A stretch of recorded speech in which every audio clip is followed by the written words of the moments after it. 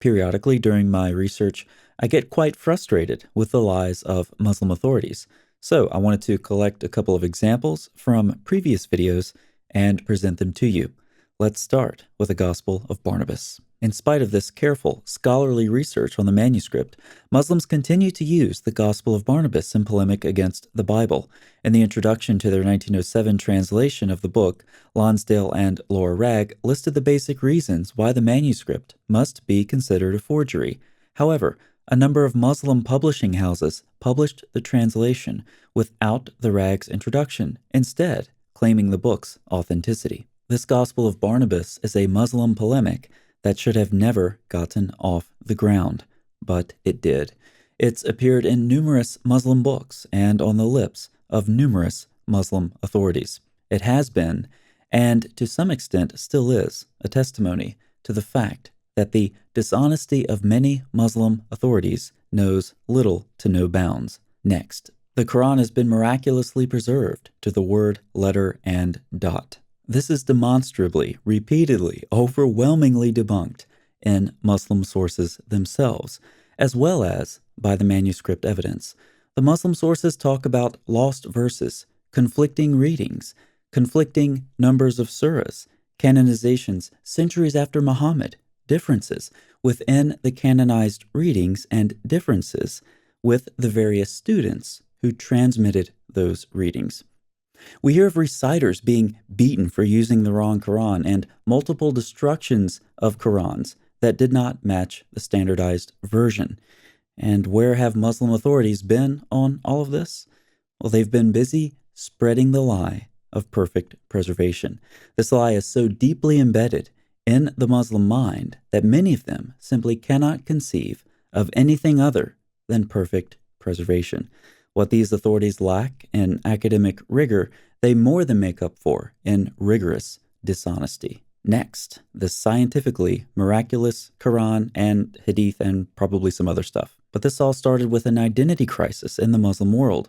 Thus, the 20th century saw Muslim authorities form a commission dedicated to publishing material in support of the theory that the Quran and Hadith contained scientific miracles.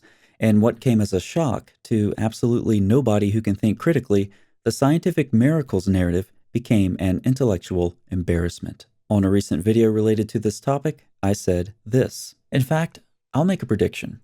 We will see some of these very same arguments in the comments under this video posted by Muslims who have been lied to by their leaders and shielded from the truth. And guess what happened? I was once again informed of the scientific miracles of Islam. Muslims, you really need to stop this stuff if you want to be taken seriously by others. It's over. It's a hoax. Quit it. Next, the Bible is completely corrupted and/or lost. You'll notice a pattern in Muslim polemics.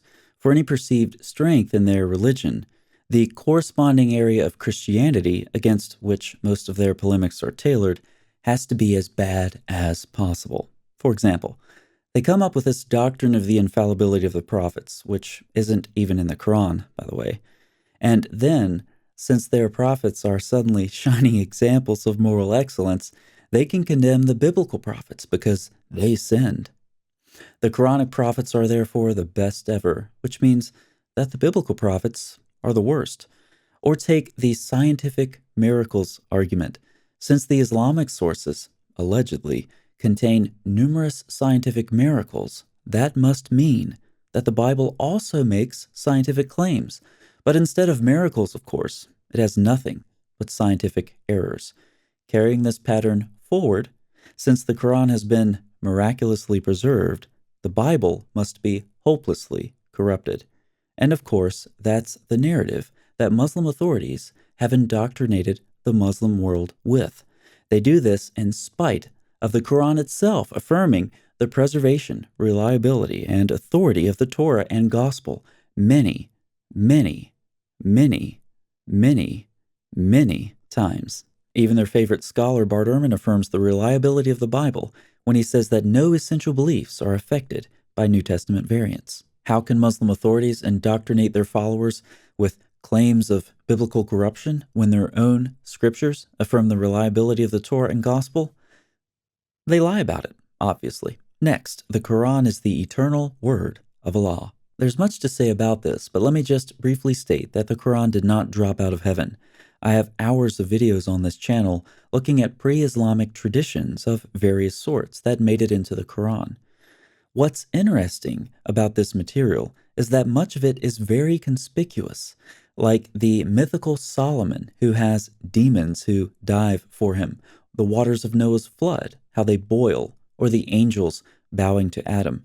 This material was around before Islam, and it's not in the Torah or Gospel, which is what the Quran claims to affirm.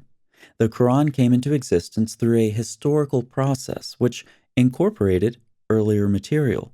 The compilation of the Quran should be seen as a horizontal process, occurring along the timeline of history, interacting with pre-Islamic tradition, not as a vertical process revealed from God, because that would be a lie. Next, attacking Christianity is not how you defend your religion. When Muslims aren't busy making the Quran say what they want it to and calling their own sources weak so they don't have to deal with them, they're busy using another very popular tactic. Muslim authorities have taught them this tactic well.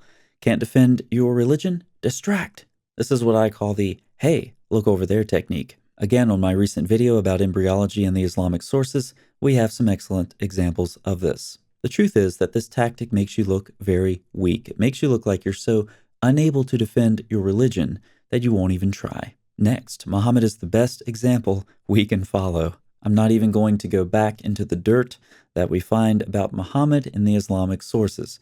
Check the description box for video after video on those topics. But as always, it takes a good purging to get that filth out of your mind afterwards. So what are we to make of all of this? In a recent video, Cruz quoted me as saying, "But any Muslim who reflects on the legacy of their leaders in the last few decades on this issue alone, that issue being the scientific miracle lies, will see more than enough reason to never trust them again, and that is the first step to freedom." Cruz responded, "In my experience, it works the other way around in the Muslim world.